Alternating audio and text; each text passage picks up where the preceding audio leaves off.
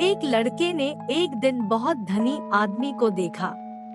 उस धनी आदमी का ठाट बाट देखकर लड़के के दिमाग में आया कि वाह, जिंदगी को तो ऐसी। और फिर उसने सोच लिया कि अब उसे भी धनवान बनना है। उसने कई दिनों तक इसके बारे में सोचा और फिर एक काम भी शुरू कर दी। कई दिन तक वह कमाई में लगा रहा और कुछ पैसे भी कमा लिए।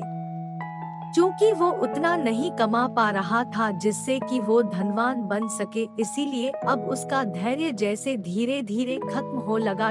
इसी बीच उसकी भेंट एक विद्वान से हुई और वो उस विद्वान से इतना ज्यादा प्रभावित हुआ कि अब उसने विद्वान बनने का निश्चय किया और दूसरे ही दिन से कमाई धमाई छोड़कर पढ़ने में लग गया। अब जैसे कि वो समझ चुका था कि पैसा वैसा सब मोहमाया है, ज्ञान अर्जित करना सबसे बड़ी बात है। ज्ञान के आगे तो पैसा भी फेल है। उसने बड़े जोर शोर से पढ़ाई शुरू की। कुछ सालों तक तो पढ़ाई निरंतर करता रहा, लेकिन फिर जैसे उसका मन पढ़ाई में थोड़ा कम लगने लगा, धीरे धीरे वो संगीत की तरफ आकर्षित हुआ। संगीत सुनकर वो अपनी ही धुन में खो जाया करता था। धीरे धीरे उसे एहसास होने लगा कि वो संगीत को कितना समझता है, शायद वो संगीत के लिए ही बना है।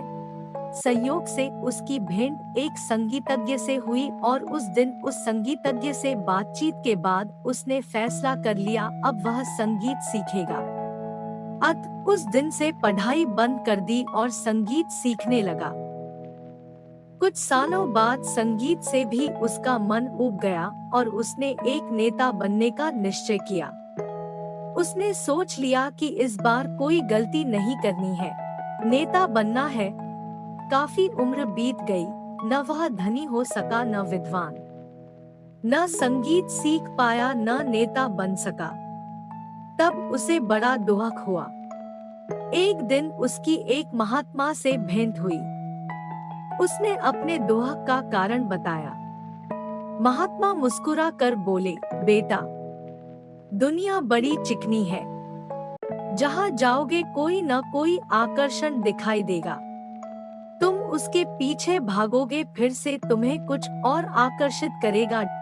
अगर जिंदगी में वाकई कुछ करना है तो एक निश्चय कर लो और फिर जीते जी उसी पर अमल करते रहो तो तुम्हारी उन्नति अवश्य हो जाएगी।